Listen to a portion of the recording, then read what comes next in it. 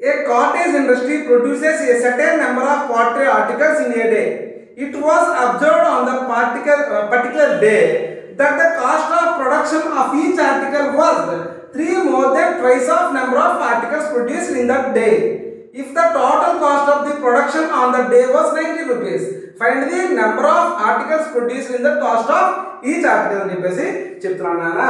నేను ఏం చెప్తున్నానంటే నెంబర్ ఆఫ్ ఆర్టికల్స్ నేను నెంబర్ ఆఫ్ ఆర్టికల్స్ ని ఏమనుకున్నానంటే x అనుకుంటున్నాను.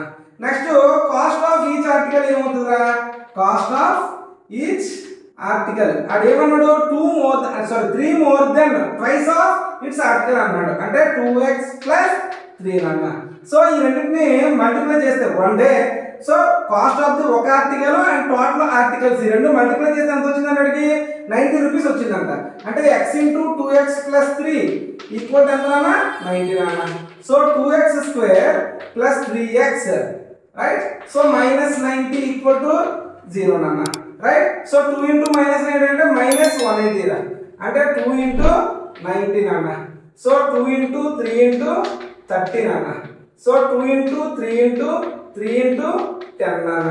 2 into 3 into 3 into 2 into 5 రా, right. So 2 3s are 6, 6 3s are 18 రా, 5 2s are 10 అవదు. 5 3s are అన్న 15. So 2 3s are 6, 6 3s are అన్న 12 అన్న. అంటే 12 into 15 అవుతుందిరా, అంటే 2x square.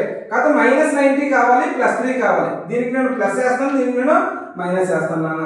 So minus 12x plus 15x minus 90 equal to 0 అన్న. ఈ రెండింటిలో 2x కామన్ తీస్తే x మైనస్ 6 రా. సో ప్లస్ 15 కామన్ తీస్తే x మైనస్ 6 నాన్న.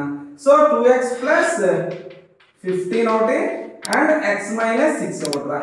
x మైనస్ 6 ఈక్వల్ టు 0 అయితే x ఈక్వల్ టు ఎంత నాన్న 6 నాన్న.